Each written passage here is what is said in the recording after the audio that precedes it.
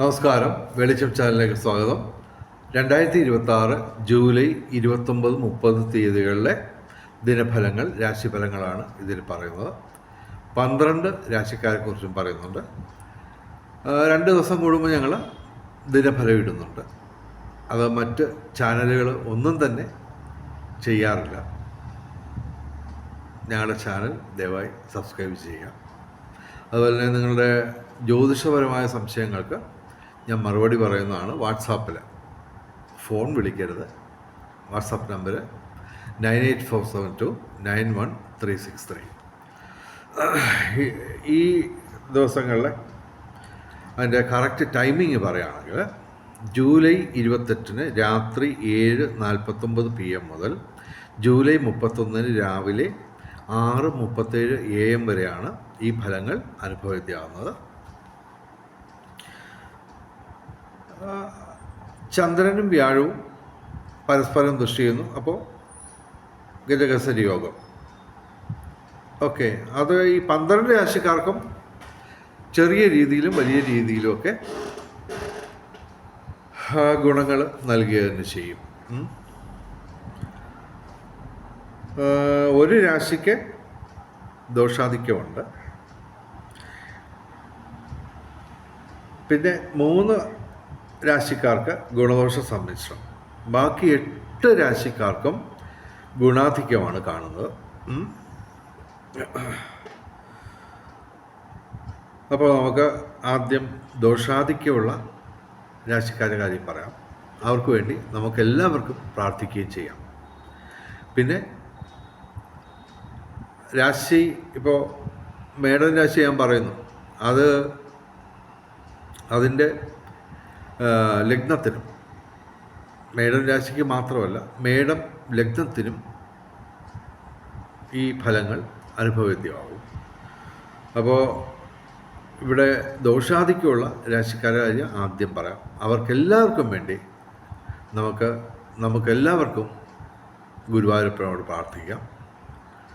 തീർച്ചയായിട്ടും അവർ ചെയ്യേണ്ടത് ക്ഷേത്ര ദർശനം, മന്ത്രജപങ്ങൾ, ദാനധർമാദികൾ, അതുപോലെ തന്നെ കർമ്മത്തിൽ പാലിക്കേണ്ട വിശുദ്ധി, ഇതൊക്കെ അനുഷ്ഠിച്ച് തീർച്ചയായിട്ടും നിസ്സാരമായി, ഞാൻ ഉപയോഗിക്കുന്ന വാക്ക് ശ്രദ്ധിക്കുക, നിസ്സാരമായിട്ട് നമുക്ക് ഈ ദോഷാധിക്യം, ഏത് രീതിയിലുള്ള ദുര്യോഗമുള്ള ജാതകമായാലും, എത്ര ദോഷ ഉള്ള കാലത്തും ഈശ്വരനുമായിട്ട് ചേർന്ന് നിന്നു കഴിഞ്ഞാൽ അതൊക്കെ നിസ്സാരമായിട്ട് നമുക്ക് മറികടക്കാൻ പറ്റും. ഞാൻ ഉപയോഗിച്ച വാക്ക് ശ്രദ്ധിക്കുക, വീണ്ടും പറയുന്നു, നിസ്സാരമായി.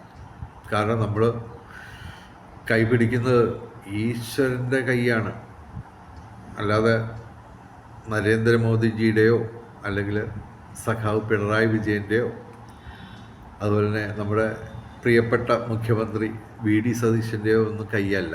മറിച്ച് ഈശ്വരൻ്റെ, സർവശക്തനായ ഈശ്വരൻ്റെ കൈയാണ് നമ്മൾ പിടിക്കുന്നത്. സർവശക്തനായ ഈശ്വരൻ്റെ കൈ പിടിച്ച് മുന്നോട്ട് നടന്നാൽ ഏത് ദുര്യോഗവും മറികടക്കാം. മാത്രമല്ല, ഏറ്റവും വലിയ ദോഷകരമായ, അതായത് അഷ്ടമത്തിൽ നിൽക്കുന്ന രാഹുവിൻ്റെ മഹാദശയിൽ കേതുവിൻ്റെ അപാരമാണെങ്കിൽ പോലും നിങ്ങൾക്ക് ലോട്ടറി വരെ നേടിയെടുക്കാം. എന്തും നേടിയെടുക്കാം ഏത് ദോഷകാലത്തും. പക്ഷേ നിർബന്ധമായിട്ടും നിരവധി മാർഗങ്ങൾ ഞാൻ പറയാറുണ്ട്, അനുഷ്ഠാനങ്ങൾ. അതെല്ലാം തന്നെ നമ്മൾ പാലിച്ച് മുന്നോട്ട് പോയാൽ എന്തും നേടിയെടുക്കാം. അപ്പോൾ അതിൻ്റെ ഡീറ്റെയിൽസ് എല്ലാം എനിക്ക് ഈ വീഡിയോയിൽ പറയാൻ ഒക്കില്ല. താല്പര്യമുള്ളവർ എൻ്റെ വാട്സാപ്പിൽ ബന്ധപ്പെട്ടാൽ, ഫോൺ വിളിക്കരുത്. തീർച്ചയായിട്ടും നിരവധി കാര്യങ്ങൾ ഞാൻ പറഞ്ഞുതരാം. ഓക്കെ, അപ്പോൾ തുടങ്ങാം. കുംഭൻ രാശിയാണ് ദോഷാധിക്യമുള്ളത്. അവിട്ടം അവസാന 2 പാദം, ചതയം പൂരിട്ടാതി ആദ്യം 3 പാദം. ഇവർക്ക് ദോഷാധിക്യമാണെങ്കിലും ഇവരുടെ ഗ്രഹസ്ഥിതി അനുകൂലമാണെങ്കിൽ, അതുപോലെ തന്നെ മഹാദശയും അന്തർദശയും അനുകൂലമാണെങ്കിൽ നമുക്ക് ഇതൊക്കെ മറികടക്കാൻ നമുക്ക് സാധിക്കും. അപ്പോൾ കുംഭൻ രാശി എന്ന് പറയുമ്പോൾ കുംഭൻ രാശി മാത്രമല്ല കുംഭലഗ്നവും. അപ്പോൾ നിങ്ങളുടെ ലഗ്നം നിങ്ങൾക്ക് കണ്ടുപിടിക്കാൻ അറിഞ്ഞില്ലെങ്കിൽ ഞാനുമായിട്ട് ബന്ധപ്പെടുക. ഓക്കെ, കുംഭൻ രാശി എന്ന് പറയുമ്പോൾ അവിട്ടം അവസാനം 2 പാദം, ചതയം പൂരിട്ടാതി ആദ്യം 3 പാദം. കുംഭൻ രാശിക്ക് 6 ഗ്രഹങ്ങൾ ഡയറക്റ്റായിട്ട് പ്രതികൂലമാണ്, ചന്ദ്രൻ ഉൾപ്പെടെ. അവിടാണ് നമുക്ക് പ്രശ്നം വരുന്നത്. ഓക്കെ, ചന്ദ്രനും കൂടി പ്രതികൂലമാകുമ്പോൾ ദോഷാധിക്യം അധികരിക്കും. തീർച്ചയായിട്ടും. പക്ഷേ നമ്മൾ ഈശ്വരനുമായിട്ട് ചേർന്ന് നിൽക്കുക. പ്രത്യേക രീതിയിലുള്ള ശാസ്ത്രീയമായ പ്രാർത്ഥനയാണ് ഞാൻ മുന്നോട്ട് വെക്കുന്നത്. ഓക്കെ, പിന്നെ വലിയ എമൗണ്ടുകൾ വേണ്ടി വരുന്ന പൂജകളൊക്കെ ഞാൻ പറയാറില്ല. മറിച്ച് വഴിപാട് പോലും ചെയ്യാതെ, ഒരു 30 രൂപയുടെ ജലധാര പോലും ചെയ്യാതെ നമുക്ക് ഇതൊക്കെ മറികടക്കാം. ഒറ്റ കണ്ടീഷനുള്ളൂ, ശാസ്ത്രീയമായ പ്രാർത്ഥന. അത് എങ്ങനെയൊക്കെ ഉള്ളതാണെന്ന് ഞാനുമായിട്ട് വാട്സാപ്പിൽ ബന്ധപ്പെട്ടാൽ ഞാൻ പറഞ്ഞുതരാം. ഓക്കെ, അപ്പോൾ ഇവിടെ സർപ്പം, ശനി, ചൊവ്വ, കേതു എന്നീ പാപഗ്രഹങ്ങൾ 4 പ്രതികൂലമാണ്. കൂടാതെ വ്യാഴവും പ്രതികൂലമാണ്. എല്ലാറ്റിനുമുപരി ചന്ദ്രനും പ്രതികൂലമാണ്. പക്ഷേ ചന്ദ്രനും വ്യാഴവും പരസ്പരം ദൃഷ്ടി ചെയ്യുന്നതുകൊണ്ട് അത്രയും ദോഷം കുറഞ്ഞിരിക്കും. അവർ എല്ലാ ദിവസവും ശിവക്ഷേത്രത്തിലും സർപ്പപ്രതിഷ്ഠയുള്ള ക്ഷേത്രങ്ങളിലും ദർശനം നടത്തുക, പറ്റുമെങ്കിൽ വഴിപാട് നടത്തുക. ചൊവ്വാഴ്ച മുരുകന്, അതായത് സുബ്രഹ്മണ്യന്, അതുപോലെ തന്നെ തിങ്കളാഴ്ച ശിവന്, വ്യാഴാഴ്ച മഹാവിഷ്ണുവിന് വഴിപാട് നടത്തുക. കൂടാതെ ശനിയാഴ്ച വ്രതമെടുത്ത് ശിവന്, അയ്യപ്പന്, ശനിക്ക് വഴിപാട് നടത്തുക. ഓക്കെ, അപകടങ്ങൾ കരുതിയിരിക്കുക. ഈശ്വരനെ ഇഷ്ടപ്പെടില്ലെന്ന് ഉറപ്പുള്ള ഒരു കാര്യവും നിങ്ങൾ ചിന്തിക്കുകയോ പറയുകയോ പ്രവർത്തിക്കുകയോ ചെയ്യരുത്. പിന്നെ ഇവിടെ സൂര്യൻ അനുകൂലമാണ്, ഡയറക്റ്റായിട്ട് അനുകൂലമാണ്. 6ാം ഭാവത്തിൽ സൂര്യൻ അനുകൂലമാണ്. ഓക്കെ, പക്ഷേ ഇത്രയും 6 ഗ്രഹങ്ങൾ ഡയറക്റ്റായിട്ട് പ്രതികൂലമായിട്ട് നിൽക്കുമ്പോൾ നമുക്ക് ഉറപ്പിച്ച് പറയാൻ ദോഷാധിക്യമാണ്. അതിൻ്റെ കൂടെ ചന്ദ്രനും പ്രതികൂലമാണ്. ഓക്കെ, ഇവർക്ക് ധനവരവൊക്കെ ഉണ്ടാവും. എന്നാൽ തന്നെയും പൊതുവെ എല്ലാറ്റിനും ഒരു കാലതാമസം, തടസ്സം, പിന്നെ അപകടങ്ങൾക്ക് സാധ്യത, ഇതെല്ലാം നിലനിൽക്കും. അപ്പോൾ കുംഭൻ രാശിക്കാർക്ക് വേണ്ടി നമുക്കെല്ലാവർക്കും പ്രാർത്ഥിക്കാം, അവർക്ക് ഈ ദോഷാധിക്യം മറികടക്കാൻ പറ്റണേ എന്ന് ഗുരുവായൂരപ്പനോട് പ്രാർത്ഥിക്കാം. ഓക്കെ, അപ്പോൾ ഇനി ആദ്യം മുതൽ തുടങ്ങാം. മേടം രാശി, അശ്വതി ഭരണി കാർത്തിക ആദ്യ പാദം. ഗുണാധിക്യമാണ്. ശനി മാത്രമാണ് പ്രതികൂലമായിട്ട് നിൽക്കുന്നത്, ഡയറക്റ്റായിട്ട് പ്രതികൂലമായിട്ട് നിൽക്കുന്നത്. 4 ഗ്രഹങ്ങൾ ഗുണദോഷ സമ്മിശ്രമായിട്ടും 4 ഗ്രഹങ്ങൾ അനുകൂലമായിട്ടും നിൽക്കുന്നു. ശനിയാഴ്ച വ്രതമെടുത്ത് ശിവന്, അയ്യപ്പന്, ശനിക്ക് വഴിപാട് നടത്തുക. 7ര ശനിയാണ്. ഇനി ഏകദേശം ഒരു 6 കൊല്ലത്തോളം ഈ 7ര ശനി തുടരും. അപ്പോൾ ഈ 6 വർഷവും, ഇനിയുള്ള 6 വർഷവും എല്ലാ ശനിയാഴ്ചയും വ്രതമെടുത്ത് ശിവന്, അയ്യപ്പന്, ശനിക്ക് വഴിപാട് നടത്തിയാൽ ഏറ്റവും ലളിതമായ രീതിയിൽ നമുക്ക് ഈ ശനിദോഷം മറികടക്കാൻ പറ്റും. ഇവർക്ക് ഭാഗ്യപരീക്ഷണങ്ങൾ സാധ്യതയുണ്ട്. വിവിധ സ്രോതസ്സിൽ നിന്ന് ധനവരവ് ഉണ്ടാവും, ബന്ധങ്ങൾ ഊഷ്മളമാവും. പൊതുവെ മേടൻ രാശിക്ക് ഗുണാധിക്യമാണ്. ഇനി ഇടവൻ രാശി, കാർത്തിക അവസാനം 3 പാദം, രോഹിണി, മകയിരം ആദ്യ 2 പാദം. ഇടവൻ രാശിക്ക് ഗുണാധിക്യമാണ്. എങ്കിലും ചൊവ്വ പ്രതികൂലമായിട്ട് ജന്മത്ത് നിൽക്കുന്നു. അപ്പോൾ അപകട സാധ്യത, ശാരീരിക മാനസിക അസ്വസ്ഥതകൾ ഇവയൊക്കെ പ്രതീക്ഷിക്കാം. എങ്കിലും ഇവർക്ക് 4 ഗ്രഹങ്ങൾ ഡയറക്റ്റായിട്ട് അനുകൂലവും 4 ഗ്രഹങ്ങൾ ഗുണദോഷ സമ്മിശ്രമായിട്ട് നിൽക്കുന്നതുകൊണ്ട് ഗുണാധിക്യം നമുക്ക് പ്രതീക്ഷിക്കാം. തൊഴിൽപരമായിട്ടുള്ള നേട്ടമുണ്ടാവും, പിതൃഗുണം, സന്താന നേട്ടം. പിന്നെ സർവകാര്യ വിജയം, ഏത് കാര്യത്തിനും ഒരു വിജയസാധ്യത ഇവർക്ക് നിലനിൽക്കും. പിന്നെ ഈ നമുക്ക് ശനിയുടെ അനുകൂല ഭാവം കൊണ്ട് 11ാം ഭാവത്തിൽ ലാഭസ്ഥാനത്താണ് ശനി. ഏകദേശം 1 വർഷം കൂടി നിലനിൽക്കും ഈ 11ാം ഭാവത്തിൽ. 2027 ജൂൺ 3 മറ്റോ ആണ് ശനിക്ക് മാറ്റം വരുന്നത്. അപ്പോൾ ഇവർക്ക് സാങ്കേതിക മികവ് കൊണ്ട് നേട്ടങ്ങൾ സൃഷ്ടിക്കാൻ പറ്റും. കലാസാഹിത്യ രംഗത്തും ബൗദ്ധിക രംഗത്തും വിദ്യാഭ്യാസ രംഗത്തും ഉയർച്ചയുണ്ടാവും. വിവിധ സ്രോതസ്സിൽ നിന്ന് ധനവരവുണ്ടാവും. ഭൗതിക സുഖങ്ങൾ. പൊതുവെ ഇടവൻ രാശിക്ക് ഗുണാധിക്യമാണ്. ഇനി മിഥുനം രാശി. മകയിരം അവസാന 2 പാദം, തിരുവാതിര പുണർതം ആദ്യ 3 പാദം. മിഥുനം രാശിക്ക് ഗുണാധിക്യമാണ്. എങ്കിലും ശനിയും ചൊവ്വയും പ്രതികൂലമാണ്, ചന്ദ്രനും പ്രതികൂലമാണ്. അപ്പോൾ ഈ ഗുണാധിക്യം ഉള്ള ഈ ദിവസങ്ങളിൽ ഇവർക്ക് അത്യാവശ്യം കാലതാമസം, ഒരു പൂർണ്ണത കുറവ് കാര്യങ്ങൾക്കൊക്കെ, ഭാഗ്യത്തിനൊക്കെ ഒരു തടസ്സമൊക്കെ പ്രതീക്ഷിക്കാം. എങ്കിലും പൊതുവെ ഇവർക്ക് വ്യാഴത്തിൻ്റെ ഒരു വലിയ നേട്ടമുണ്ട്. ശുക്രനും അനുകൂലമാണ്. സർപ്പവും ശിഖി അനുകൂലമാണ്. അപ്പോൾ ഭാഗ്യപരീക്ഷങ്ങളിൽ സാധ്യതയുണ്ട്. ബന്ധങ്ങൾ ഊഷ്മളമാവും. ഭൗതിക സുഖങ്ങൾ, വിവിധ സ്രോതസ്സിൽ നിന്ന് ധനവരവ്, സർവ്വവിധ സൗഭാഗ്യം. പൊതുവെ ഇവർക്ക് 3 ഗ്രഹങ്ങളാണ് പ്രതികൂലമായിട്ട് നിൽക്കുന്നത്: ചന്ദ്രൻ, ശനി, ചൊവ്വ. അപ്പോൾ ചൊവ്വാഴ്ച, അതുപോലെ തിങ്കളാഴ്ച ശിവക്ഷേത്രത്തിൽ, ചൊവ്വാഴ്ച മുരുകന്, തിങ്കളാഴ്ച ശിവന് വഴിപാട് നടത്തുക. എല്ലാ ദിവസവും ശിവക്ഷേത്രത്തിലും സർപ്പപ്രതിഷ്ഠയുള്ള ക്ഷേത്രങ്ങളിലും ദർശനം നടത്തുക. ശനിയാഴ്ച വ്രതമെടുത്ത് ശിവന്, അയ്യപ്പന്, ശനിക്ക് വഴിപാട് നടത്തുക. മിഥുനം രാശിക്ക് ചന്ദ്രൻ പ്രതികൂലമാണെങ്കിലും ഒരു പരിധിവരെ ഗുണാധിക്യം തന്നെയാണ്. ഓക്കെ. ഇനി കർക്കിടകം രാശി. പുണർതം അവസാന പാദം, പൂയ ആയില്യം. ഗുണദോഷ സമ്മിശ്രമാണ്. ചന്ദ്രനും ചൊവ്വയും ശുക്രനും അനുകൂലമാണ്. ചൊവ്വ 11ാം ഭാവത്തിൽ ലാഭസ്ഥാനത്ത് നിൽക്കുകയാണ്. അപ്പോൾ അപ്രതീക്ഷിതമായിട്ടുള്ള വലിയ രീതിയിലുള്ള ധനവരവ് പ്രതീക്ഷിക്കാം. എങ്കിലും സൂര്യൻ, വ്യാഴം, സർപ്പം ഇവ പ്രതികൂലമാണ്.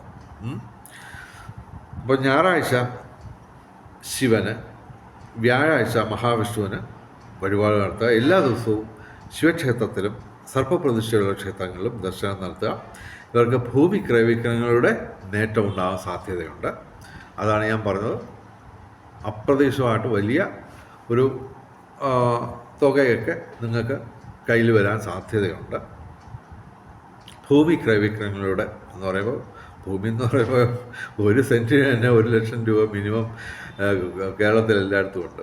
അപ്പോൾ അത് സംഭവിക്കാൻ സാധ്യതയുണ്ട്. ചിലപ്പോൾ കോടികൾ വരെ കൈവരാൻ സാധ്യതയുണ്ട്. എങ്കിലും പൊതുവെ സൂര്യൻ, വ്യാഴം, സർപ്പം ഇവ പ്രതികൂലമായതുകൊണ്ട് അതിനൊക്കെ തടസ്സങ്ങളും നമ്മൾ പ്രതീക്ഷിക്കണം.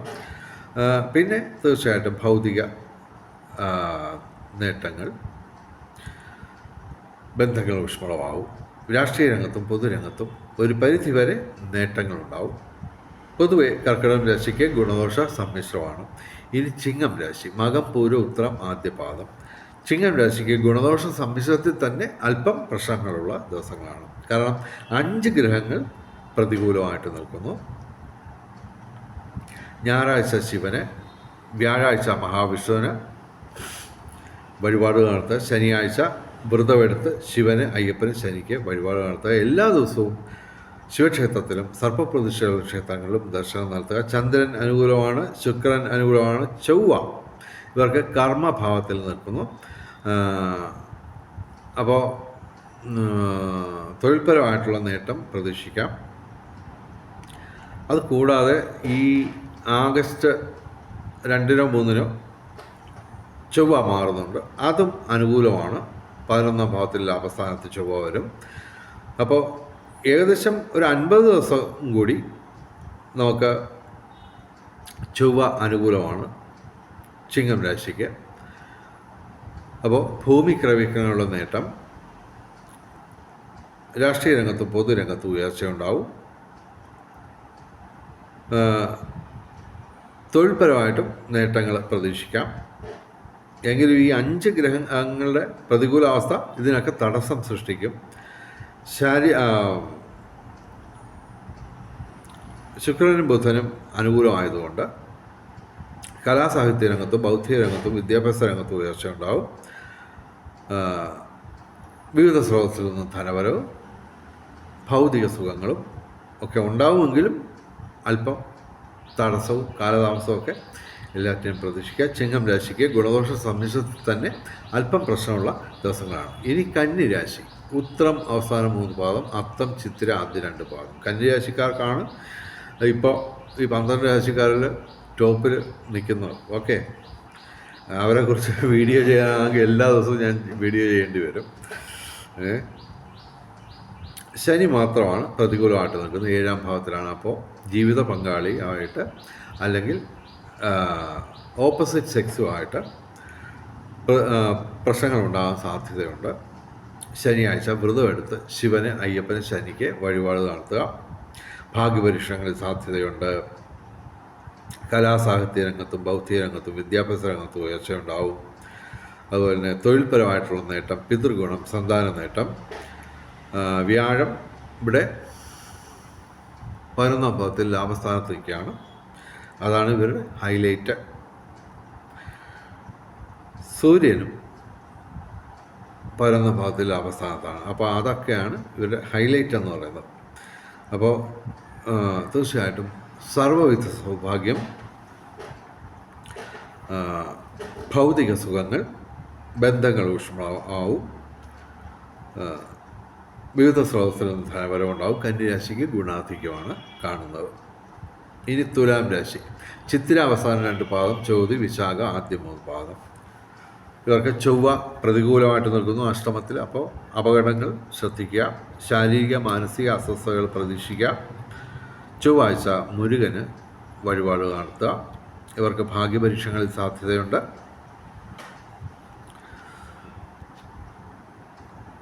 ശനി അനുകൂലമാണ്.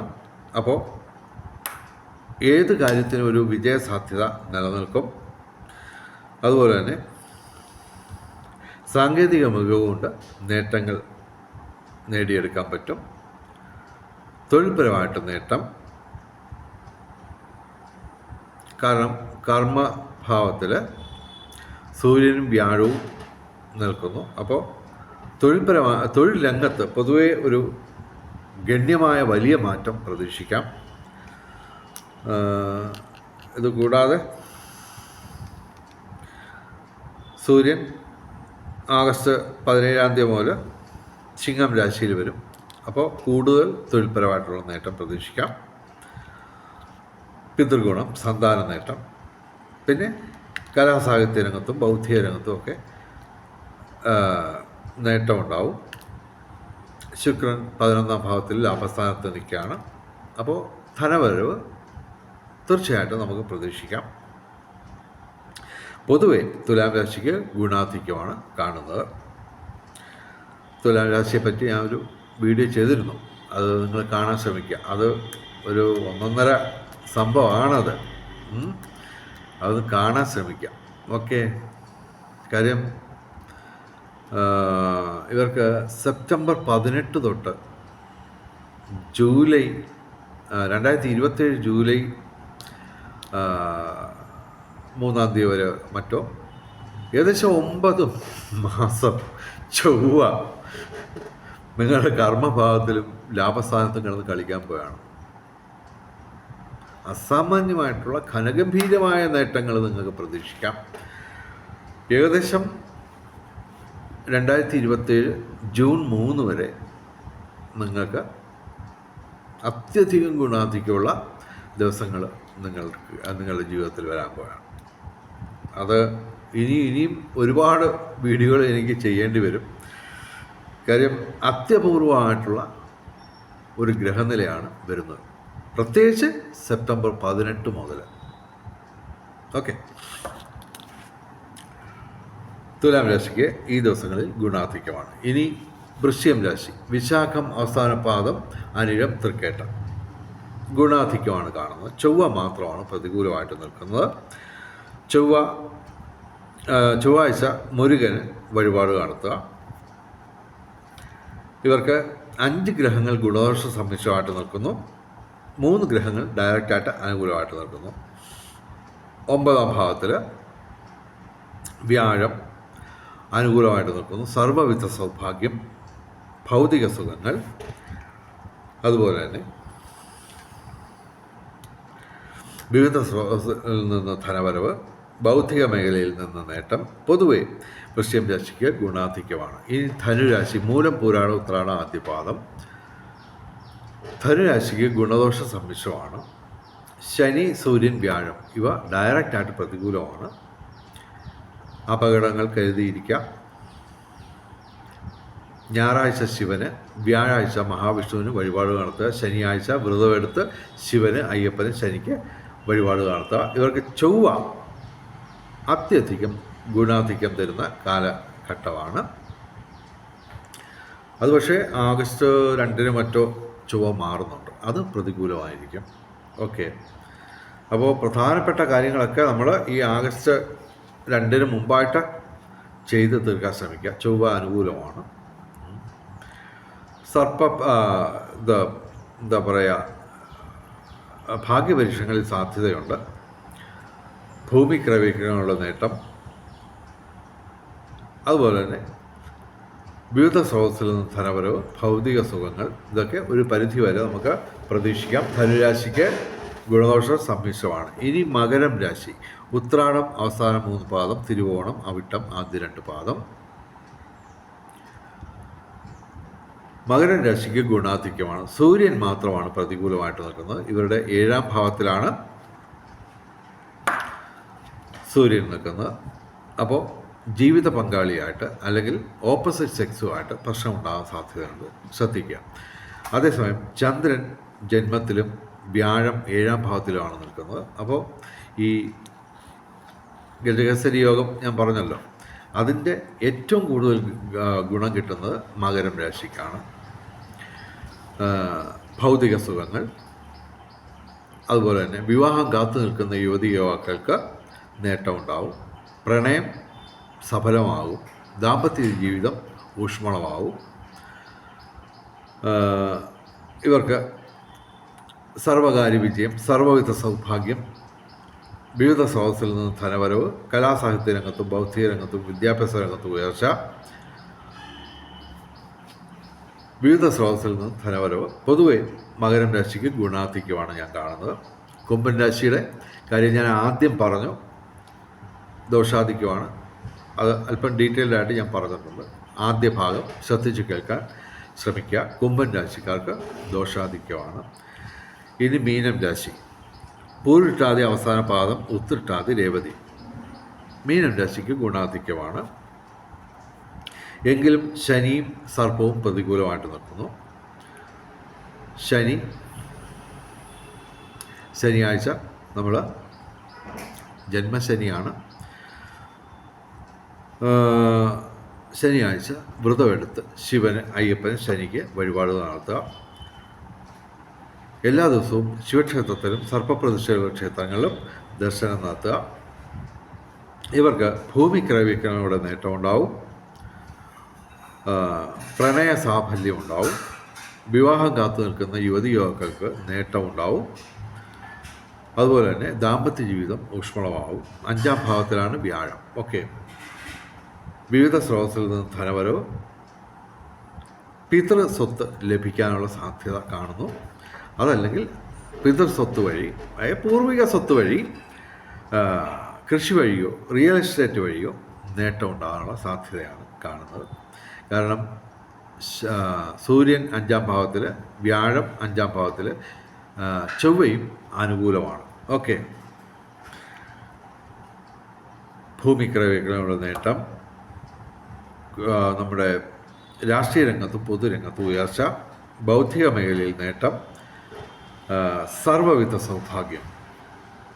അതുപോലെ തന്നെ ഉല്ലാസയാത്രകൾക്കും തീർത്ഥയാത്രകൾക്കും അവസരമൊരുക്കും. പൊതുവെ മീനം രാശിക്ക് ഗുണാധിക്യമാണ്. ഇനി ഭാഗ്യ നിറം നോക്കാം.